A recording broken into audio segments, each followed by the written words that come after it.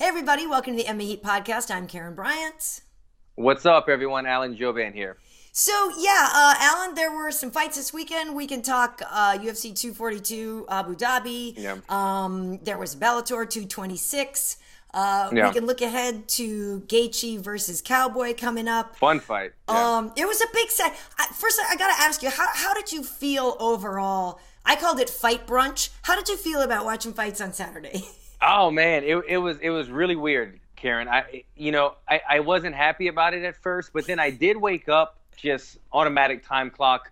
I woke up at 7 a.m. anyway, and the fights were on, and I wanted to watch the welterweight fights. But then going to my buddy's house, watching pay-per-view, and then being done with pay-per-view at like 2 o'clock in the middle of the day, and I was like, what do I do from now on? Like, what do I do for the rest of the day? It was a little bit weird, and I have a feeling it might have affected the pay-per-view buys as well. But I'm ready to go back to the 7 p.m.s of the nighttime ones.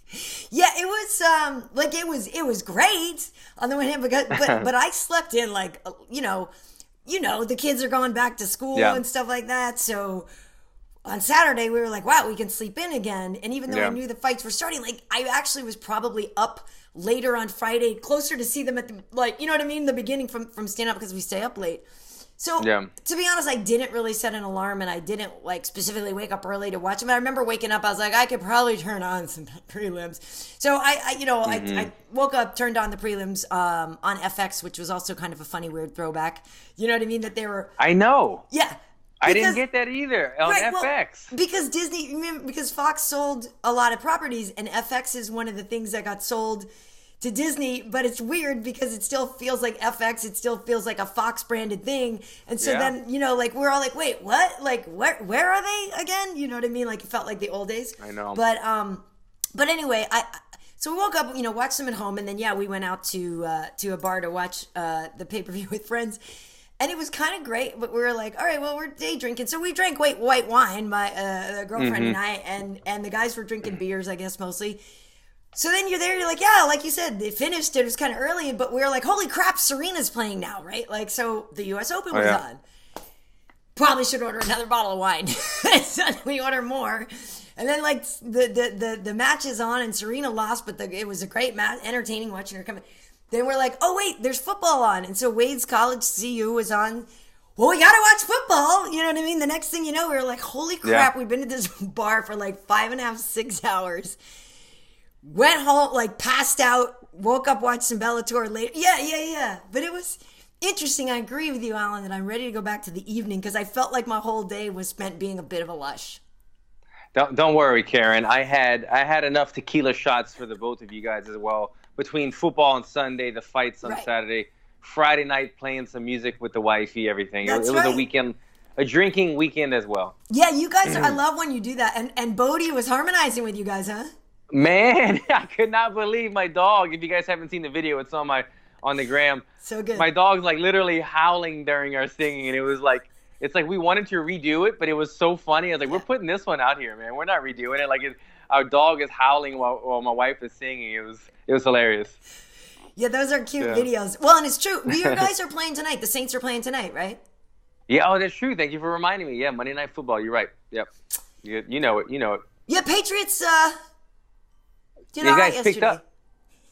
How did they do? It was 30-3 or something like that. They killed them, right? They killed them. They blew out the Steelers, yeah. Yeah. And you guys got a new pickup as well, huh? Yeah, we did. Little guy named Antonio Brown. Yeah, I don't know. I don't know. I don't know if he's got a guy that can throw to him. I don't know. Yeah, we'll see what happens with that. Apparently, the Patriots got a lot of money in their pocket. Give him a pretty good deal. $15 million 1-year contract. I'll take that. Yeah. Exactly. Well, I feel like I should tell people now, right? Because Alan, we get new viewers all the time, new listeners that I am a Patriots fan, but it's my hometown team, right? A lot of people think that people who like the Patriots have either jumped on the bandwagon, or a lot of people who follow the UFC know that Dana's from Boston and that's his team, and you only like him because Dana does. It's not true. My dad had season tickets growing up when I was a kid. I didn't even know who Dana was. You know what I mean? I knew who the Patriots were before I knew who Dana was. So let's just put it to rest. But yeah, you're a Saints guy. I like the Saints. And for our football fan viewers, the last couple of years, I think I've told you guys, I used to be a hardcore. I mean, it's all you do when you live in Louisiana. It's like it's Right. football and that's it. Football That's is it. life. Since I've lived in LA and been such a fight fanatic, I kind of pushed away But Yeah. I'm really getting back into football this season. I watched LSU over the weekend. Nice. We beat up on Texas. I'm sorry, Matthew McConaughey. Man, he was pissed. He was pissed. But LSU beat up on them. The Saints are playing this weekend. I will be watching the football for our reviewers. Yeah. Patriots, Saints, maybe we'll meet up somewhere along the line. Nice. And yeah, and every time I come home from one of my trips, I fly over and you can see the Rams Stadium coming together. So I don't really have a problem with supporting, like an LA team too. It's just that the Pats really are my team. It takes time though. There's so many people that are hardcore Rams fans all of a sudden, and it's like they just got here. So, give it some time. Totally. But we like you guys. We like you, but yeah, exactly. All right, cool. Well, obviously UFC Let's get into it. 242 went down. Both you and I thought that Dustin had a real chance. Like I considered him a real live dog in this fight. I thought it was probably unlikely, but definitely a possibility that Dustin could pull it off. But Khabib just did what Khabib does. I mean, the guy's amazing. He did. I'm trying to think where to start on this one, Karyn, because I feel like I have a lot of emotions, a lot of thoughts on this one. I thought about it over the weekend, right. And nothing has changed. I still agree that what we thought before, that Dustin is the guy that could present a real threat to Khabib, and I still feel that. And it's tough because the way that he lost, and I even hate to say this, but the emotions that he shared after, it kind of makes people go, okay, I feel sorry for the guy, but yeah, he didn't have a chance, and let's move on. And which kind of needs to happen because the division does have a guy named Tony Ferguson that has been long overdue. Connor's in the mix, all these things, so we get it. You have to move on. There's not going to be any rematches. But I just want to get back to Dustin Poirier, that we have to look at what happened in that fight. I got to say, it was one of his poorest performances that we've seen in a while. Really, for as prepared as Dustin was, and as good of a grappler as he is, and as good of a jiu-jitsu guy is, and as good of as a fight, his fight IQ is, I don't think he showed the least bit of his IQ and how good he really was in that fight. And it was sad because there was moments during the fight when he was against the cage. And I don't know if you picked up on this or some of our viewers did, but Dustin was looking to his corner for advice throughout the fight. And it really threw me off because as fighters, especially when you're 10, 20, 30 fights in your career, as Dustin is, and most of us in the UFC are, we don't really need everything from our corners as far as tell me what to do. It's a reminder. Remember, left and right, stay off the cage, hands up on the break, those type of reminders. Now and then they'll throw us a gold nugget that we just didn't see blindly, but that's in between rounds. But Dustin, during the fight, when Khabib had him on the cage, was looking to his corners as if, tell me what to do now. I'm waiting for the next instructions, which is very not Dustin Poirier. The man knows what to do. He's phenomenal on the cage. I have trained with him. We work heavily on the cage over at Black House, and I feel that I'm very strong on the cage. Dustin, they are very, very strong over at ATT on the cage. And he was looking for advice throughout the cage. You got him in trouble. He wasn't getting off of the black line that usually tells you that you're in shooting range. And in the very ending segment, where he lifted his chin up in the air to look up for his corner again, which allowed Khabib to set in that rear naked choke. It was very unlike Dustin. I want to go back and forth a bit, so I don't want to continue my whole story. But with that being said, I wish that we could have seen a better Dustin tonight, because he is a better fighter than we saw tonight. And I feel the true Dustin, fighting at 100%, fighting the way he knows how to fight, would have been a much more competitive fight than we saw. Yeah, I agree that it didn't look like the normal Dustin, and I think the heat might have had something to do with that, because I literally said, I think, partway through round 2, or even maybe at the beginning of round 3, I was like, he looks a little slower to me tonight. He just looked a little more flat-footed than usual. He didn't have as much pep, usually, he looked like he was moving a little bit slower to me. And, when you heard earlier in the day about how hot it was, and I'm thinking, okay, the adrenaline dump of a title fight, all these things that go into it anyway about how you could be just drained yourself before you even got in there. Then add to that, they were saying it felt like 115 or 120 degrees there or something like that. I remember, I think Belal said he tweeted something out about like steam coming off of the canvas or when you were getting down there. Like, so unfortunately, and obviously that's a factor for both fighters, but I do feel like maybe the heat had something to do with that performance and why we didn't see the normal Dustin that we saw. And granted, he trains in Florida. It's hot. Like, it's not that unusual, but when you add to all the other stressors of a title fight, I feel like that could have been a contributing factor. I feel like the heat may have had something to do with him, but also in effect, it has something to do with Khabib, and Khabib was able to perform through it as the champion that he is. I really look, though, I kind of take the heat factor and I push it aside. Okay. And I think it's a little bit more, it's tough to say this because I'm a friend of Dustin and I'm a fan of Dustin, but if I'm analyzing this fight as a professional, as we do it, Karyn, he let the moment get bigger than him. He let the moment overtake him, and I hate to say it because he said it's something that he said before the fight that really stood with me. He said, "This is my life's work," right. And to me that rang something with me because I get it. I got it. Not only is this the biggest fight of his life, but every hour in the gym, every time that he stayed late, everything that he learned over his career and got better was up to this. This is it. This is what he did it for. This is what you dream of as a kid. The biggest fight where the world is watching, to be the best, to change your life in 25 minutes. Yeah. And he wasn't able to do that. I think he was crying because he not only did not get the job done, but he knew that he didn't do what he was capable of doing. And that's what was so frustrating for him. He had so much belief in himself. So many of his fans and friends had belief in him. But those moments that he showed that I talked about a while ago where he was looking to his corners, that was unlike Dustin.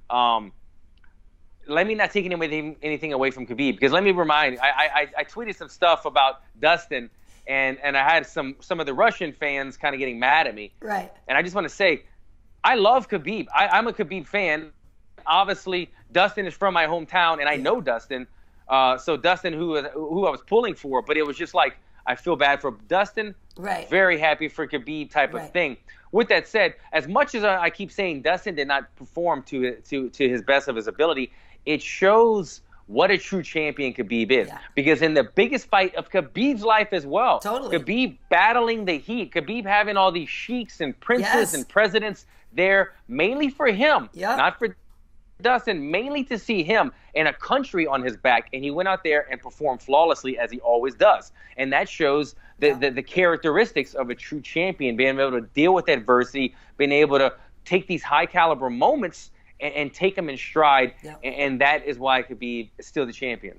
Yeah, agreed. I mean, he's amazing. And again, it's not like, it's just, I don't want to say easier to focus on Dustin or he's the more interesting storyline in a way right now, right? Because he was the one who could have, upended the whole division and changed the whole everything and could have changed everything.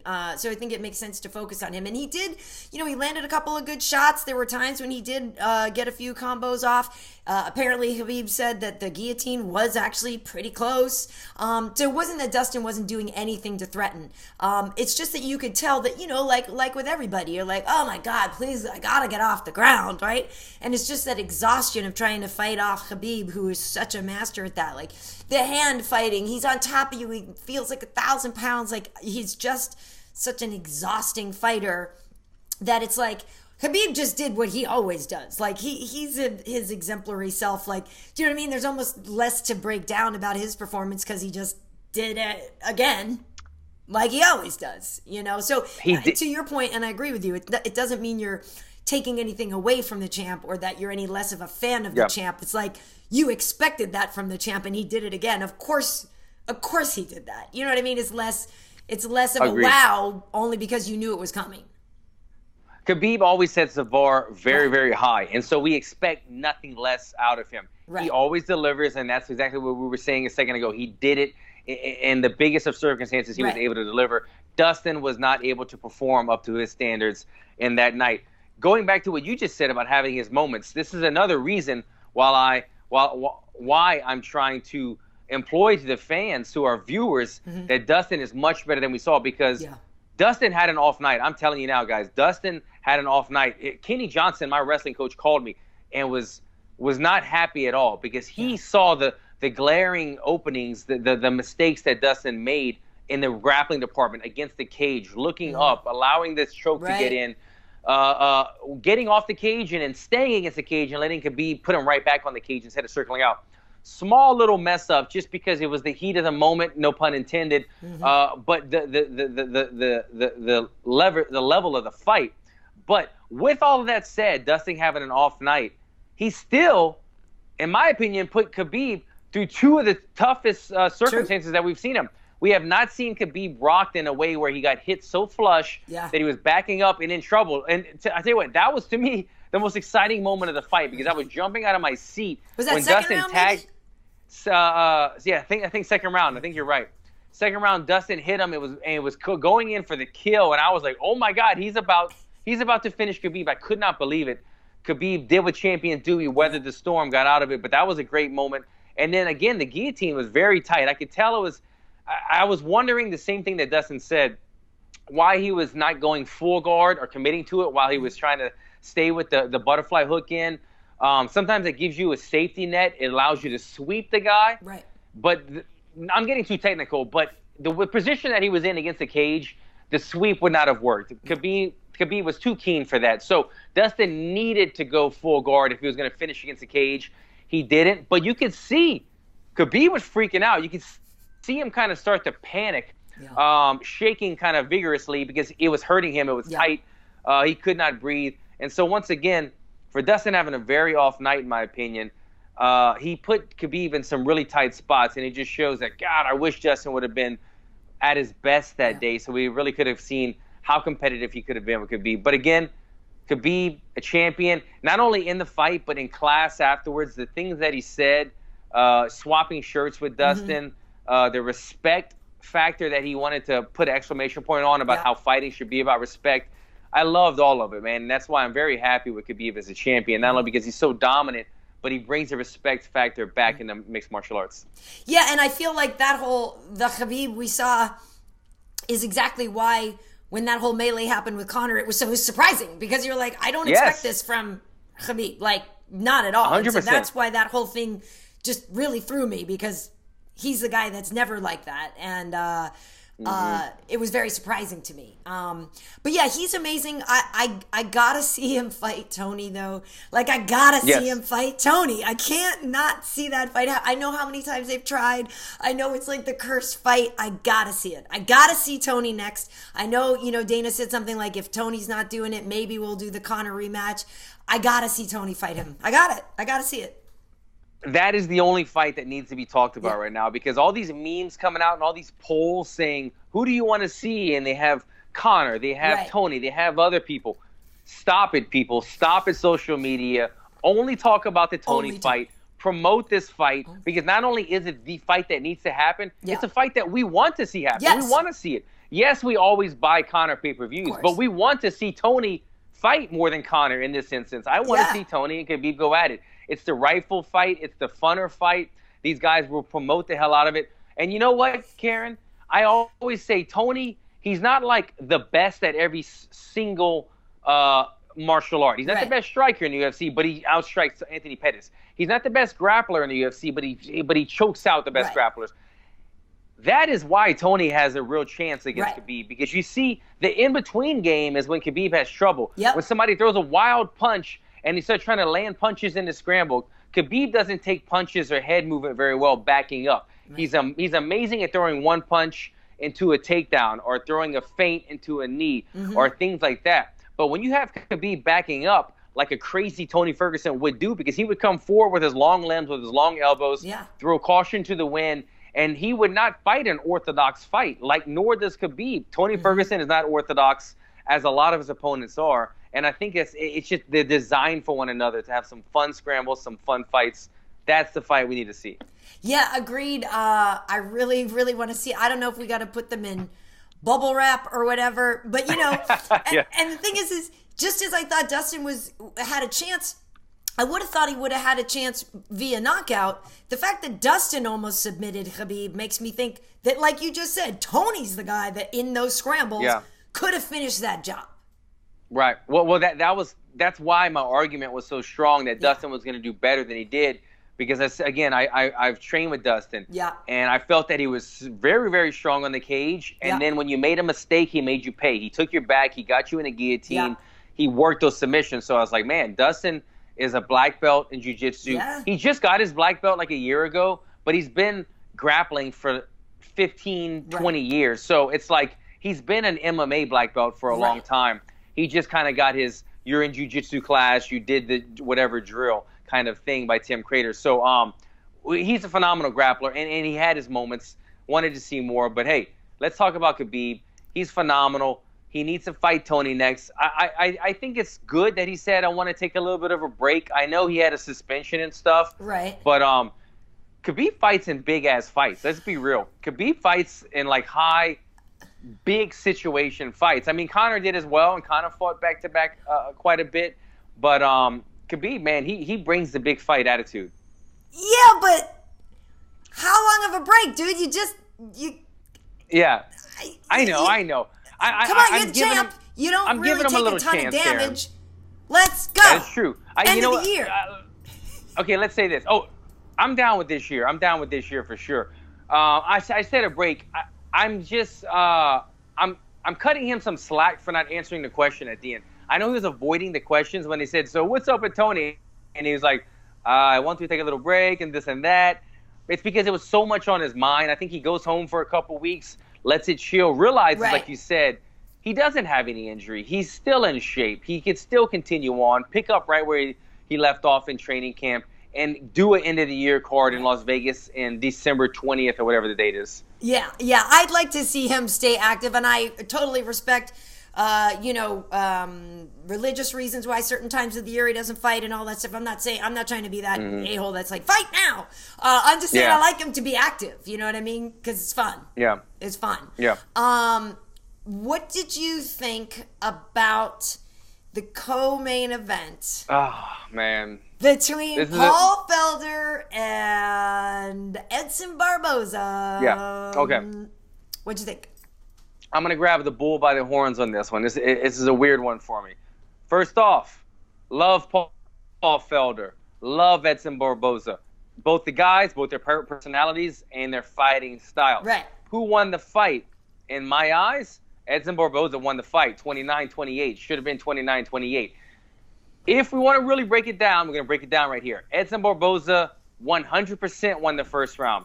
Paul Felder 100% won the third round. Yeah. The second round could have gone either way. I had it probably like a 60-40, 70-30 favored to Barboza. Right. But I did know when that round was done, okay, probably one of the judges gave it to Felder. So there's that if. It wasn't a clear cut. It definitely wasn't a 10-8. Definitely wasn't a 100% 100% Barboza. But Felder did some damage with the elbow, but he still got taken down, and he did damage from the bottom. So they almost offset each other. You can't really say that, well, he cut him, but then he still got hit in the face a couple times as well, and the takedown. So you have to give Barboza credit for the takedown and the couple of punches. Even though Paul outstruck him from the ground kind of in damage, he still got hit. So you still have to give points for the takedown. And then the rest of the round, I thought Barboza won the majority of the stand-up part. So that's why I gave Barboza that second round. Paul, freaking warrior. He's busted up. He's got cuts all over his face. He's bleeding. He's down. And he comes back and just pushes the pace. He gets in Barboza's face and wins that final round clearly. Yeah. Clearly. He looked like a champion. But I thought for sure it was 29-28. I'm not going to fuss about the decision too much because the more I think about it, I was really upset after the judge's decision. It wasn't so much, I thought it was the wrong decision. Right. But I was amplified in my thoughts because of how bad the scores were. And what I mean by that, Karyn, you probably saw them. 30-27 Barboza. Right. Ludicrous. Right. Barboza lost the third round by like 30 punches. Round. Right. 30-27, Paul Felder. Ludicrous. He did not win the first round clearly, and I don't think the second round. And then 29-28, Paul Felder, something like that. So it really made me upset about the judges. And then I realized, you know what? I'm not mad. I never was mad at Paul. I'm not mad at the decision quite as much as I'm mad at the scoring, because it just throws the entire decision to the garbage, because the decision was garbage with those type of 30-27, 30-27 type of decisions. So, yes, I thought Edson won, but it's the judges that need to be reprimanded after this, because it was a very, very bad scoring in that fight. Yeah, okay, so a couple of things. I apologize. All of a sudden it got really hella noisy here. I have like a garbage truck and a gardener, and there's a fire down the street apparently, and I don't even know what's going on, so I apologize. But yeah, I agree with you that the scoring was totally whack. Neither guy won all 3 rounds. Not at all. And I'm trying to remember vaguely that graphic that they put up, that it looked like Edson technically had outstruck the first 2 rounds, but that Paul had won the 3rd round striking-wise, if I remember the graphic. I remember in the moment thinking Edson had won the fight. In my head. That's kind of what I thought. Yeah, Wade's got the graphic here. Yeah, they were pretty even on the striking. Felder, but yeah, they were pretty close. But when they broke it down, I'm not sure which graphics you're looking at, but everybody has their own graphics that are manipulated all the time. But I go by the pay-per-view ones that are posted right after the fight. Yeah, when they put the blue and the red, right? And I feel the blue and the red, right? And that one, you're correct. That one had Edson winning rounds 1 and 2 in the third round. In the third round, Felder. The UFC one is always inaccurate. Yeah. And then sometimes they do an accumulation. They go that's what 120 right total. Yeah. Right, but that doesn't account because Paul Felder might have landed 30 more punches in the third round. Exactly. But it doesn't mean that he wins round 2. You know what I mean? So you can't look at that one. Yeah, I'm remembering the one that was round by round. 100%. And you're right on that one. And so I just remember in the moment thinking that Edson had won. But again, like it's not a robbery. It's not a like, oh my God, I can't believe it. Worst decision I've ever heard of. And also, like I've said this before, it happens when you're fighting. It happens when Tyron's fighting or Kamaru or anybody that I work with. Sometimes I'm so worried about being wanting to be objective when I watch it that I almost over accentuate what the other person is doing. That's not my coworker. Do you know what I mean? Yeah. And so then it's almost like I over notice, wow, Edson's getting a lot of success there against my friend Paul. You know what I mean? Like, and I feel like sometimes maybe I'm not actually being objective in my attempt to try to be so objective. So maybe I didn't even see all of Paul's success because I was so worried about being prejudicial. But I guess I thought Edson kind of led things a little bit more sometimes. But that's not even really it.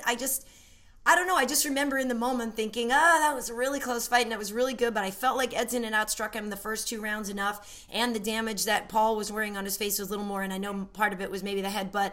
But I remember seeing, Edson landed a couple of his really sick spinning kicks to the body and this and that. I mean, they both throw such great spinning stuff. I think Paul has so much power.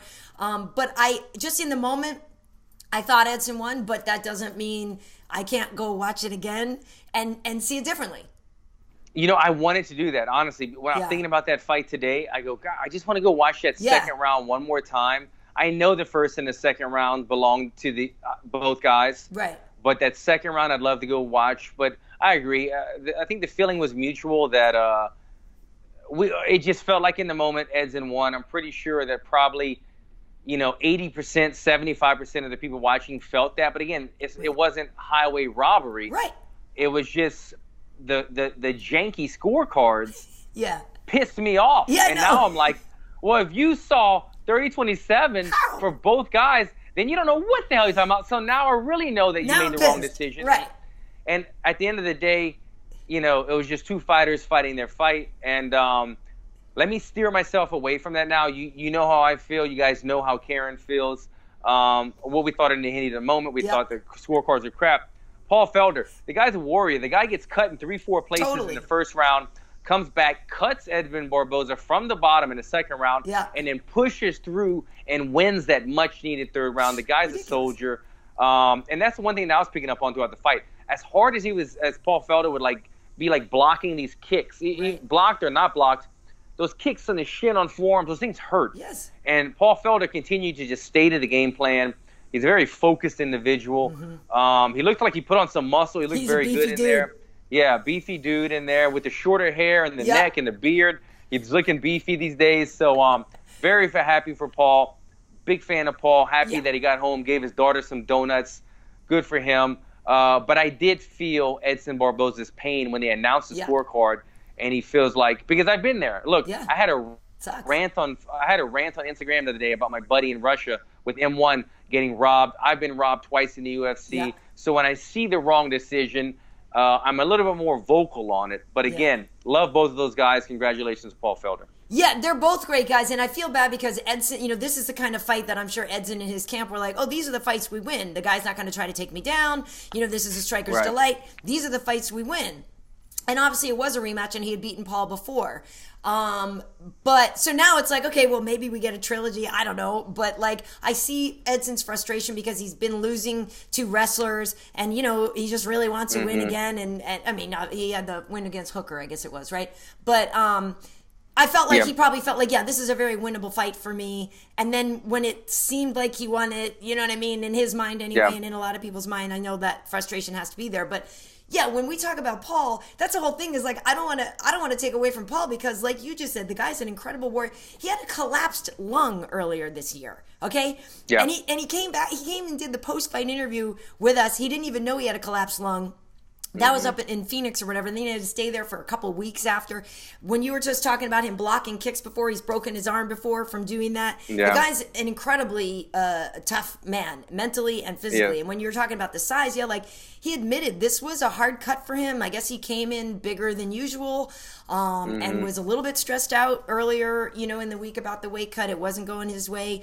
And, I do work with him a lot. I think he is going to Denmark. I think he's going to work that card with me. But I've seen Paul, he's not small. You know what I mean? He's a big dude for a lightweight and stuff. And so I know how hard he has to work to make that weight, and the fact that he was stressing about it and had to go all the way to Abu Dhabi and try. I mean, luckily it's hot, but there was a lot going into that, and the mental, wow, this guy's already beaten me once. Do you know what I mean? Going in there, that's a lot to take. So I'm very happy for him. And I hate saying, in the moment I thought Edson won, because that doesn't mean I don't think he deserves a win too. Do you know what I mean? Yeah. Yeah, I tell you what, Paul is able to handle his stress about the weight cut very well, because I was watching him on Instagram, and the guy seemed like he was in like Disneyland. He was I flew first class on the way here, kind of, upgraded my ticket. Yeah. And then everywhere he went, he was just he knows the UFC people very well, obviously from doing commentary and fighting. And he knows the camera crew following him around with Embedded. And he was the most relaxed person out of all the Embedded and stuff, because he's comfortable with it. He's in front of cameras all the time and everything. So he seemed to have a ball during it, during fight week, in front of the camera. The weight cut part, that's when you got to, pull the hat on backwards and make things happen and suffer a little bit. But the rest of the time, he seemed to enjoy it a lot. Yeah. Well, also, he had his teammates there. Belal was there. Jared Gordon was there. You know what I mean? So they all had a good time. Bully got a win. I know that was exciting for him. It meant a lot. He did great. Otherwise, I enjoyed the card. Like Curtis Blaydes, he's good. We kind of knew, or we kind of know that he was going to do that, but he's getting really good at doing that. So I kind of have to admit, some of those fights a little earlier, I didn't find quite as captivating. But, Curtis Blaydes is a guy that's just keeps just winning. And, this is a man who is definitely a force in the heavyweight division. Yeah, he looked good as always. He's got a tremendous amount of takedowns. He really leads the entire heavyweight division, I believe. Other than that, the things that stood out to me on the card, that crazy knockout earlier in the fight. I don't remember the guys' names. The guy who threw it, the guy that got knocked out. Right. But you're going to see the memes. I mean, the guy looked like he was dead on his feet before he hit the ground. That was a crazy knockout. Probably a candidate for knockout of the year. Belal Muhammad had a tremendous finish. It was a great scramble into the rear naked choke. I loved what he did. He got a bonus. Congratulations to him. And then the girl fight that Joanne? Was it Lee? Joanne and Calderwood and Andrea KGB Lee, Yeah, that was a fun fight for the. I think it was a prelim. The headline to prelims. Right, the feature prelim. Right.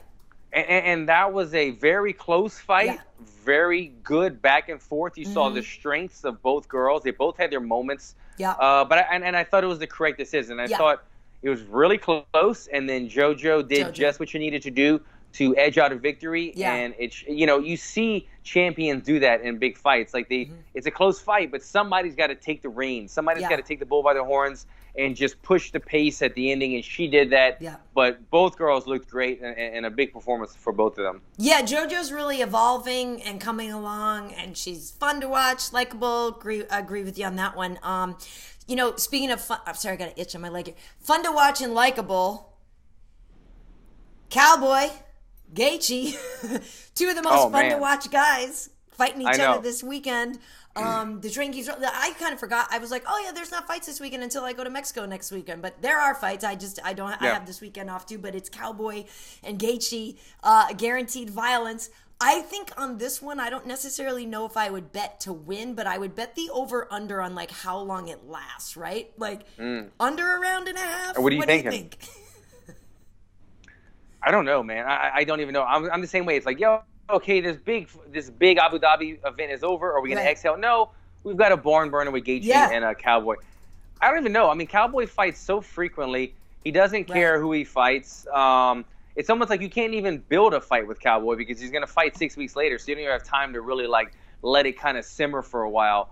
But Gaethje, man, I tell you what, aside from him fighting Cowboy, he's been spitting some fire with Conor McGregor as well. I don't know if you caught that in the news headlines. What the hell does Gaethje got against Cowboy? It's one thing to say you're a shit human being, but to say you're a shit father and a shit husband, wow, Gaethje did not hold anything back. So I imagine that with a victory, I'm not saying he's going to win. Right. I like Cowboy, love me some Cowboy, but if he gets a victory right here, he's going to be grabbing that microphone and spitting some bars towards Conor McGregor, because Conor McGregor needs a fight anyway, and that would be a hell of a fight, him and Gaethje. Yeah, he did say that, didn't he? He's like, you're a terrible father, or I mean, I'm saying terrible. He did, but he was calling out Conor on a lot of stuff. A lot of things that was kind of, I don't know Gaethje that well, but it didn't seem like his normal personality. Yeah, I don't know. I mean, I guess maybe he's just learned that being a little more vocal gets you what you want these days. I'm not sure. It's funny to me though, because I agree, like it's like Cowboys fighting again. Oh no, Cowboys fighting. Like, he's so fun to watch, but I'm like, dude, too soon. Like, so I know. I don't know what to think, right? Like, I thought that the fight with Al was amazing, and then I thought he fought too soon after that. You know what I mean? And then it's like I don't know what to think now. I don't know what to think. I don't think it's going to go all the way. That's what I'm saying. I feel like it could just be like a round and a half of extreme violence and stuff in there. Mm-hmm. I don't know now, because I'm so confused as to, like, on the Cowboy timeline of like how he's successful sometimes when he does stay busy, but sometimes then there's like that one too many, right? And then, so I don't know. I don't know what to expect. I wish I had something to follow up and get some more insight, but I don't know what to expect either, fans. I mean, think about it. Cowboy fights all the time, right? He took this fight on short notice. This fight was made basically on short notice. Right. This fight wasn't really made a long time ago. And it was really just two guys. Gaethje was looking for a fight. Cowboy's like, I'll fight you. Right. They had trained together before. They threw this fight together. They're two names. They're two guaranteed fun fighters, so let's put it in the main event slot. But other than that, what do we expect? Two guys that kind of throw caution to the wind. Gaethje has the more resumed wrestling background that he doesn't really use. Right. Cowboy has the more polished submission background that he sometimes goes to as a secondary, but he leads. He likes to strike. He'll go to the submission game if needed. So will either guy use those secondary options, or will we just see two guys on their feet with a barn burner? Mm-hmm. I could say Cowboy, as durable as he is, Cowboy's very durable. He's like the Brett Favre. Like, he could play and fight forever. I don't want to say Brett Favre, but like people get he said he had a funny ending to his career. But Cowboy's like the Brett Favre in terms of he's so durable, he can continue playing and fighting often and often. Right. But when it comes to durability, in the actual fight that night, I would say Gaethje is the more durable fighter for that night. Gaethje probably can't fight 7 times a year like Cowboy. Right. But when it comes to taking damage in that 15 to 25 minutes, Gaethje might be the more durable guy. So it's kind of going to be a test of who's going to be the more durable guy. I don't really know if technique for technique's going to have a question. It's like who gets the opening, who gets the person hurt first, and who's able to finish the other person first. Yeah, but when it comes to durability, though, I don't know, right? Because we've seen Justin in so many rock'em sock'em robot fights that, like, it is getting depleted. I mean, I agree. They both have been tagged a hell of a lot. You know what I mean? But I agree. Like, you know, Donald is going to be more technical, but you can get overwhelmed by Justin and his, like, doesn't give a you-know-what approach. And like you said, he doesn't usually wrestle even though he should and could. Like, I don't know. It's up in the air. Love watching both guys. Yeah. I probably have more favoritism towards Cowboy just because I've always liked Cowboy and his style, and he's been, for the fans, he's done so much for the fans. Like, he's been involved in the sports. As a fighter, I just love his technique and his style and his approach and everything. Gaethje, who doesn't love watching him fight? Going to be a fun one. Don't know what's going to happen. Going to be watching. Yeah. All right. Well, cool. Well, lastly, I have to ask your opinion. And full disclosure, Cheick is a friend of mine. We've known him a long time. And I've always liked Ryan Bader a lot. You know, this is a guy that we've known since, I don't know, first time I interviewed him was way long time ago. So I was sad that the fight, their title fight ended the way that it did. You know, Cheick has been waiting a very long time for a title fight. He wasn't in the Bellator heavyweight tournament. Ryan obviously was the light heavyweight champion. He went through and he won that whole tournament. So Ryan is the champ over there. And, you know, it looks amazing when after he beat Felder, all this stuff. Like, Ryan's just been doing great over there. And so has Cheick. He's won all these fights. And I guess he was like won the most fights in the Bellator heavyweight division and stuff. So he finally got his chance. And it ended in a no contest due to an eye poke, and there's a video going out, and some people are saying it's a nose poke, some people are saying it's an eye poke. Cheick sent me a picture on Sunday of his eye, and, you know, it is definitely, red. I have seen worse, but I've seen that this is what happens when you get poked in the eye. Your eye is all bloody and the white part is red, so that's what his eye looks like. So I kind of hate that there's, like, even a debate over what happened or if it really happened, yada, yada, yada. So I'm not sure what your take on that is, but I know a lot of people have really kind of chosen sides on that one. Right. Well, I'll say I didn't get to see the fight live. I only saw the highlight, which was only about a 5-second highlight. And so from that, I can't really comment on it because you don't know what happened before that. Was the eye poke like a knuckle? Or was it an actual finger that was actually 5 or 10 seconds before that? And then after they got on the cage came the whole nose thing. Because what I saw, the highlight that I saw on Instagram, Bader was digging up in Kongo's nose. I didn't see any eye poke going on.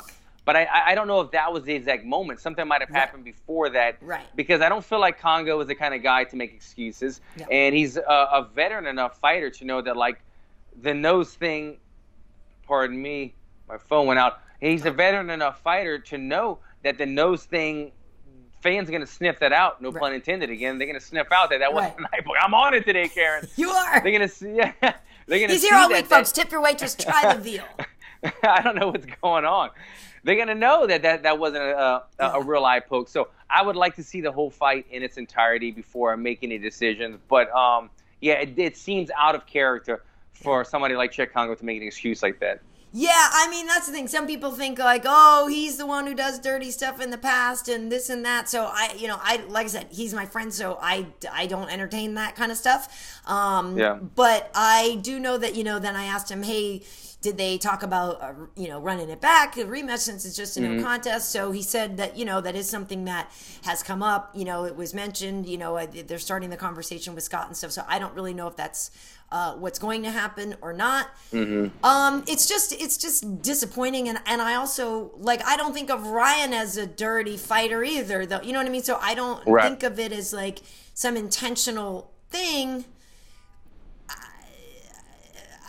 it's just a crappy situation. Man, I mean, you know who the real loser is in this, in my opinion, is Bellator. I mean, Yeah. I feel like Bellator has had a number of incidents where they have a main event that it ends with an eye poke, it ends with a low blow, like in the first opening seconds or minutes. It's like, I feel like it happens to them quite often, and then they either have to run it back or just move on with it. So it's a shame that it ended that way, because I know Cheick's been waiting a while, right, to get that title shot, and they didn't really promote it. I don't think they really promoted Cheick. They didn't really promote this fight or Cheick that much, so it's a shame. Hopefully, that they figure it out and Cheick can get another opportunity. Yeah, because we had done a media day a while back. They had Cheick and Ryan, and then they had a bunch of the guys that are fighting later this month. So, we do have an interview up with Gegard. He's talking about his rematch with Lyoto, and we have Archuleta and Pitbull and all this stuff. So we got a lot of the guys that are on that Bellator card later this month too. So those interviews are at MMAHeat.com, also on my YouTube channel, as are interviews with Cheick and Ryan from beforehand. So it was a good fight weekend, and like we were saying before, my team is off to a good start football wise. Your guys are playing tonight. So then like I said, I have this weekend off, but next weekend I'm on my way to Mexico for those fights and stuff. But this week it's also the second week of the kid officially in school all week long. She's like, I gotta go 5 days in a row, because last week she started, but we had after Labor Day. So I don't know.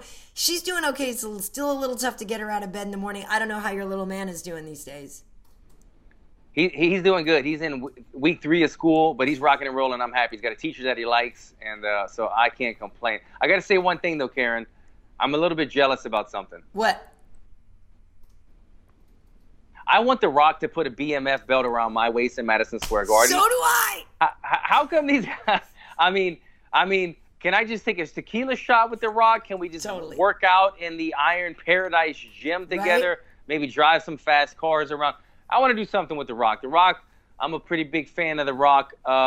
I think it was released earlier today that the winner of Diaz and Masvidal, if The Rock can make it, he said he would go and strap that around. And Dana said as well that he will be making a belt. I mean, I suppose this is real news. I don't think this is fake news, but that Dana will do some type of BMF belt, and they're gonna headline the Madison Square Garden event. And The Rock said if he could make it, he will strap that belt around their waist. Man, what a perfect, if you could ask me what perfect fight would you do? Yeah, let me headline Madison Square Garden, fight one of the baddest men in the world, for that type of fight, get the BMF belt by The Rock. I mean, what a perfect scenario for both of these guys. Absolutely. No, I think it's amazing. Masvidal and Nate, they are two BMFs. Like, those are two, that's amazing. I love that The Rock did that. I think that, listen, I want to go to cheat day with The Rock. Do you see how much sushi that man puts down on cheat day? Oh, really? I bet you he could eat. I bet you he could eat some sushi. It's protein, though. I can't do as much as The Rock, but every time he puts out cheat day and he puts out how much sushi he's eating, I'm like, oh, dear God. Like, half the ocean just got cleared out. That man's got a hearty appetite. But, I love that, too. I think that's awesome. I love that fight. So there's some good stuff coming up. There's some fun stuff coming up. We were supposed to do UFC Now this week, but we're not doing it, unfortunately. So I'm not sure when the next one is for that. But in the meantime, you can find me on Twitter at Karyn Bryant, also there on YouTube. We have MMA Heat across the board, and on Instagram, I'm KB Heat. Alan, where can they find you? At Alan Jouban across the board, all social media. Make sure and follow both of us, guys. Awesome. And we also do these on audio, MMA.audio, if you want to find this just on a download there. But thanks for checking out the show, and we'll see you next time. Take care, guys.